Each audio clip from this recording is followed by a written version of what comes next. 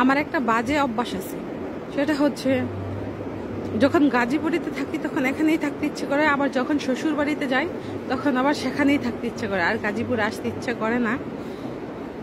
তারপরেও এখানে থাকতে হয়, আবার ওখানেও যেতে হয় মাঝে মাঝে, কারণ আমার ছেলেটাকে আমি গাজীপুরে এখানে থাকি, তার জন্য এখানে স্কুলে ভর্তি করে দিছি। আর আমার হাজব্যান্ড মাঝে মাঝে আমাকে শ্বশুরবাড়িতে নিয়ে যায়, তো যেতে হবে, কারণ শ্বশুরবাড়িতে না গেলেও সেটা ব্যাপারটা খারাপ দেখা যায়, কারণ শ্বশুরবাড়িতে থাকতে হবে সারা জীবন। তো দেখেন আমার বড়ের অবস্থা, আমাকে রেডি হতে বইলা সে ফোন নিয়ে ল্যাপটপ নিয়ে পড়ে আছে, ব্যস্ত। আমাকে রেডি হইতে বলছে, তারা বাপ বেটায় কি করতেছে দেখেন।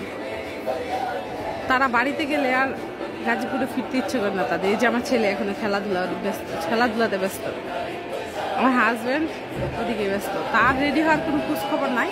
আমাকে তারা দিচ্ছিল, রেডি হও, সময় হয়ে গেছে, চলে যাব।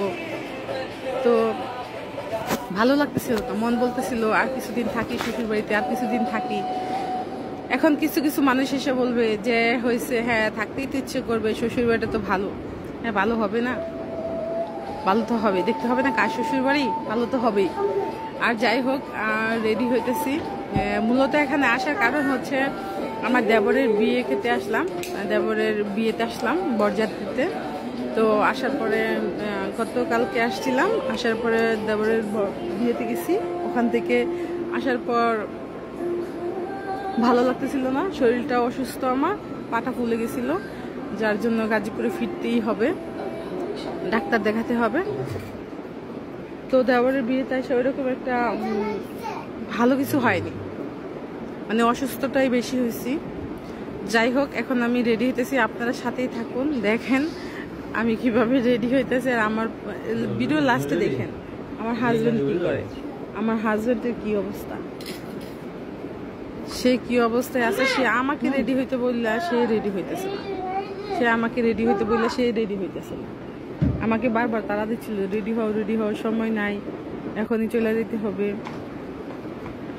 মানে আমার বেলাতে কোনো সময় থাকে না, মানে ওর বেলাতে সবসময় সময় থাকে। গেছি বিয়েতে, বিয়ে খাবো, বিয়ে খাওয়ার শেষ হবে, রেস্ট নিব, দিন দুই তিন দিন থাকবো, 2-1 দিন থাকবো ওখানে। ওখানে যাওয়ার পরে আবার ব্যাগ চলে আসতে হয়, যাওয়ার 1-2 দিন পরেই বলে চলো চলে যাই, কাজ আছে ওখানে, জায়গাতে কাজ আছে, আমার অনেক কাজ পড়ে আছে, যার জন্য চলে আসতে হয়। বারবার যাই, বারবার ওখানে থাকা হয় না, চলে আসা হয়।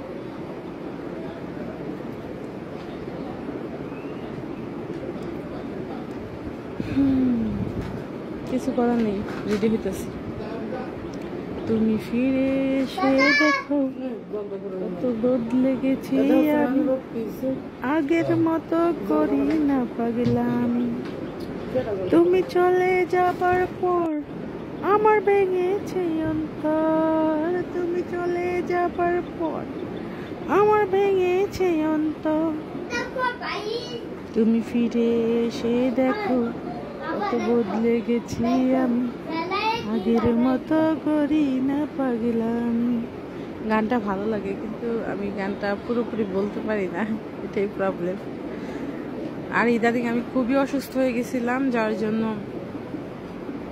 আমার মানে হয়েছে, ডাক্তার বলছিল যে আপনার যখন পা ফুলে যাবে তখন একটু প্রবলেম হবে, পা ফুলে গেলে। তো অবভিয়াসলি আমার পাটা 2-3 দিন যাবত খুব বেশি ফুলতেছে। ডাক্তার বলছে যে 1 মাস পর এসে ট্রিটমেন্ট করে যাবেন। তো 1 মাস পর আর ট্রিটমেন্ট করা হলো না আমার, মানে কখন যে সময় চলে যায়, যে ট্রিটমেন্টের সময় চলে আসছে আর কি এখানে। তো এখান থেকে যাব তখন আর সময় হয়ে উঠবে না আমার, কারণ একা তো ডাক্তারের কাছে যাওয়া যায় না।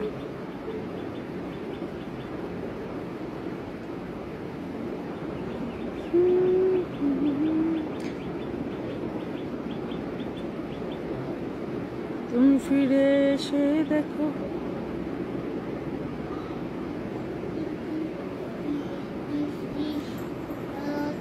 যাই হোক কিছু বলার নাই। অলমোস্ট আমি রেডি হয়ে গেলাম, আর আমার বরের কোনো খোঁজ খবর নাই, সে পিছনে আছে তার ফোন আর ল্যাপটপ। মানে আমার বর সারাদিন তার ফোন আর ল্যাপটপের পিছনেই থাকে।